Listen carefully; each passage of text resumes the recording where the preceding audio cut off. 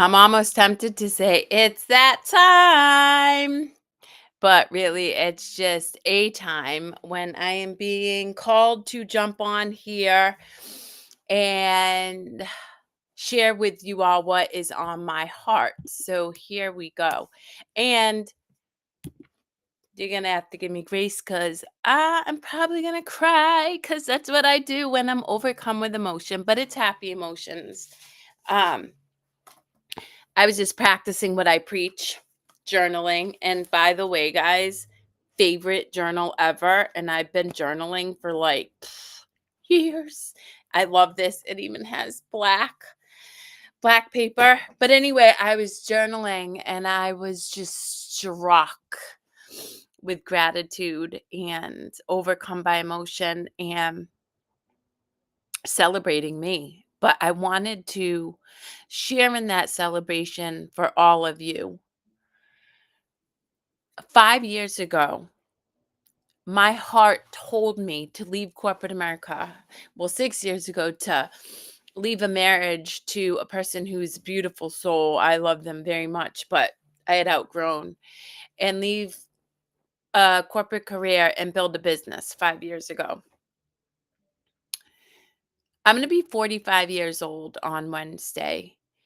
And I spent 30 plus years of those 45 years truly believing I was a worthless piece of crap because of belief systems and habits and stories that I had created in my head because of the experiences I had and because of society's narratives. But at 14, thank you, mom and dad, for imparting the gift of reading and searching for knowledge. I started learning about the brain, first with psychology, and just learning. So when I was called to finally take a different path, I had all this knowledge that I could apply that eventually became wisdom. And so in my 30s, I started loving myself. So from 30 to 45, that's 15 years, I really took massive action to rewire, reprogram my brain and how I see myself, which is the greatest work we can do. I work with clients all the time who are so focused on achieving results at work or getting their houses in order or focusing on another individual that they love, but they never recognize the importance of prioritizing them, working on their narratives, working on their habits, their behaviors, their belief systems. And I get it. Like, a lot of us don't know that we have the capacity to change our human experience. But guys, we do. We have this amazing gift in between our two ears that is malleable, that is filled with white matter that you can reprogram and rewire and adjust so that it serves you rather than keeps you in suffering. And that's what I've done for the past 15 years. And so on Wednesday, I celebrate my 45th birthday. And I can tell you all, I built a global business in 5 years. Not only did I build a global business in 5 years, but I did it the way I was led to with my intuition, guided by creation, not by how society tells me I needed to do it. I haven't written a book. I don't network. I don't pay for marketing. I do social media when I'm inspired and called to, but I don't have regular in social media. I stopped doing newsletters. What I did was I learned what brought me joy. Me joy outside of what society understood, outside of what my family understood, outside of even what Nana, the love of my life, understood. And I leaned into that. And in doing that, I was able to love deeply. And our superpower lies within love, guys. First for self. We've got to learn how to love ourselves. Learn how to love ourselves outside of the good opinion of somebody else. Learn how to love ourselves when we show up a hot mess express. We're crying, we're messy, we're angry, we're vulnerable. And honoring that. And in doing that, you learn to love the world. And so as I look back on what will be 44, almost 45 years of life here, I cannot help but celebrate the ever loving shit out of me. I continuously step into the unknown. I continuously do things that feel right for me, even though they don't logically make sense. I continuously challenge my own habits, patterns, and behaviors. I hold myself accountable for the limiting ideas I get caught up in still to this day. I hold myself accountable for the judgments that I catch myself making. I hold myself accountable to follow through on all of the tools and strategies that I have found brings me peace, so that I can then in that peace support other people in identifying and figuring out what brings them peace. And now I can say that I work with other people to hold space for it and give them permission to find what brings them joy, find what brings them love, find what makes them energetically empowered and connected rather than continuously disempowered and disengaged in this world. The greatest gifts I ever get is when people I talk to, whether it's a random conversation at a gym, somebody who's reached out to me for potential coaching, or a random interaction that was totally unexpected, tells me I feel safe, I feel seen, and I feel non-judged. Because that's what we all need, guys. We all need to know that we are enough and that despite the choices we've made, we are worthy of that love, that we are enough. And that is so true. But for me to have gotten to this place where I not only have a vague understanding of how powerful I am, but can help other people do that too, I have to challenge what it is I think I know all the time. I have to do the thing that is really, really, really hard, whether it's having a tough conversation with my daughter about something, or whether it's setting a boundary with a loved one who I care about immensely, but am not willing to tolerate the behavior of that individual. Whether it's quitting a job with no clear path forward, I continue to show up and do the thing that my heart guides me to do, not what logic guides me to do. And guys, I have to tell you, I constantly have to encourage my clients not to use logic to heal, because it is our thinking mind that creates more suffering, this judgment, this assumption that we have to figure it out. The reality is you have to listen with your heart, with your spirit. And the only way to do that is to get still and quiet, to have practices, and to do the brave, hard thing that makes no sense, that has you quivering in your boots, but still you do it.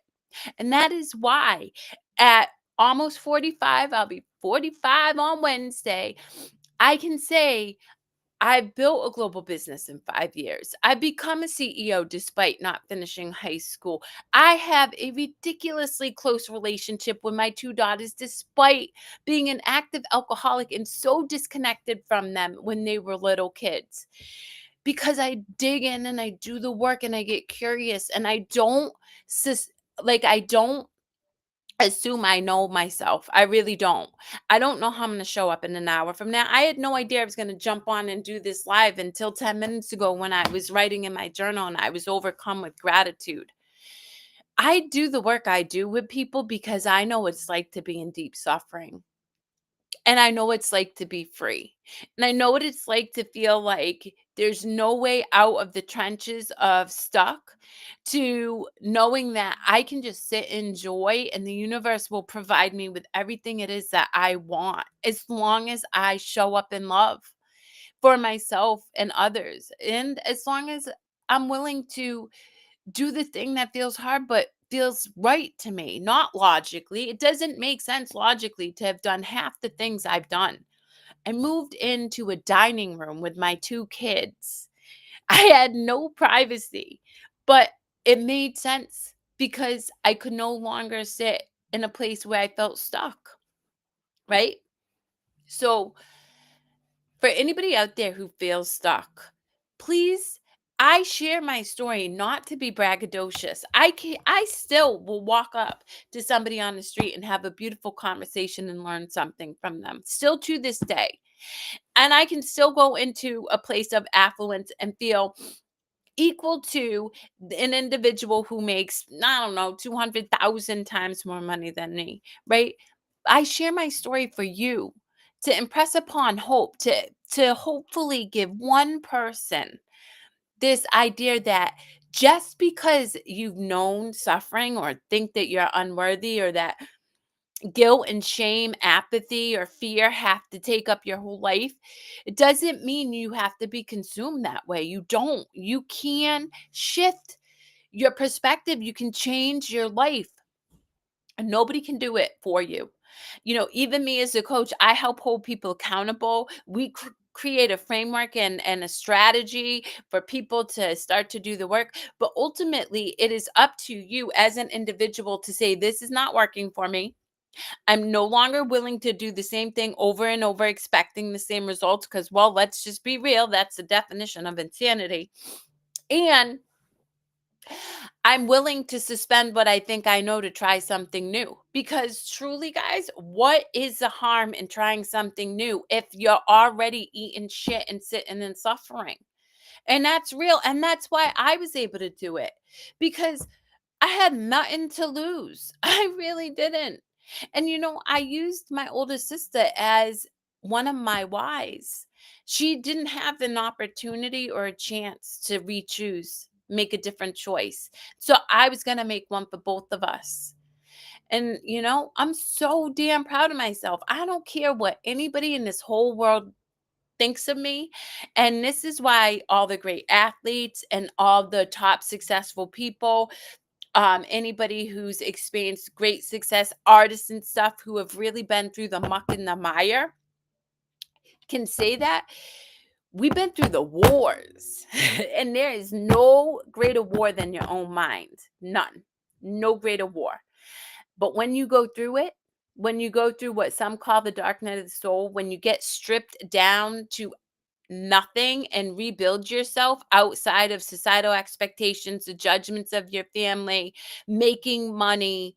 I got to tell you, even today, I just talked to an individual who was shocked at my business model for coaching because it's never been about money. And if I only did it for money, I would never make an impact on an individual. It has to be because I love people and because I know what it's like to suffer and I know what it's like to get free from that suffering. So I get to be proud of myself and I will be proud of myself. And I'm so proud of anybody who shows up every single day whose face is marred with blood, sweat, tears, bruises, whether it's external or internal, who shows up for the dogfight every single day, even if they feel like they're not making headway. You are, and you're worthy of your own efforts. And you do not have to do it any other way but yours. Again, I want to be clear.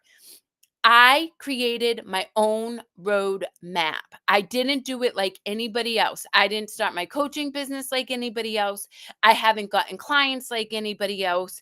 I certainly did not heal myself like all of the programs out there. Did I take pieces from other individuals? Of course. But I did what feels right for me.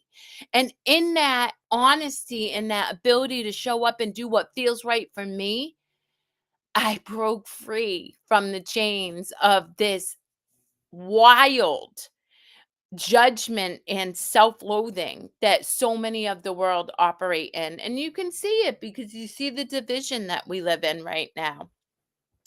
But I also see a loving world and I see so many people who show up every single day and and extend themselves without expectation so that another individual can be seen, can be heard, can feel like they're worthy of their own efforts because they are. So, in 2 days, I'll be 45. And I said to my twin sister 2 days ago, we agreed neither one of us have any regrets. God love us. We really don't. I I want to live many, many, many, many years. I want to see my girls grow up and find loves and do whatever makes their heart sing. I want to marry Nana just because that's my person at some point. But if I didn't make it one more moment, I can honestly say I lived well. I did it. And I got to be so proud of myself. And I want that for every single person. So if this encourages you at all, just start small. Don't take big actions. If you don't heal your subconscious while taking action, you're going to self sabotage anyway because your subconscious belief, if it does not believe you're worthy, you can lose weight, you can go to college, you can get the degrees, have the kids, but you will not change your underlying core identity. And that you need to do to be free. And when you do that, you love yourself and you know you're worthy of your efforts. And then you show up in love for everybody else. So, thank you for listening to my tangent, everybody.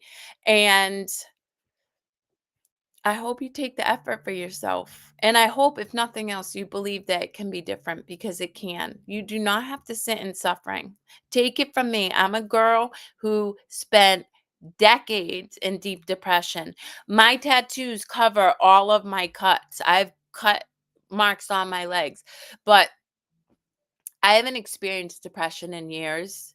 I don't experience anxiety unless I'm pushing through something new, but it's not a crippling anxiety about the future. It's just challenging myself as I move through a new experience, which is a gift that we give ourselves. And I feel so connected to people. I love people. I hear all these individuals say, "Oh, I can't stand the world. I can't stand people." Are you kidding me?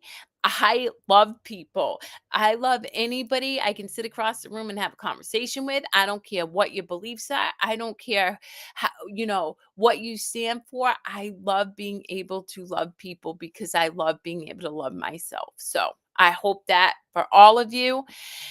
And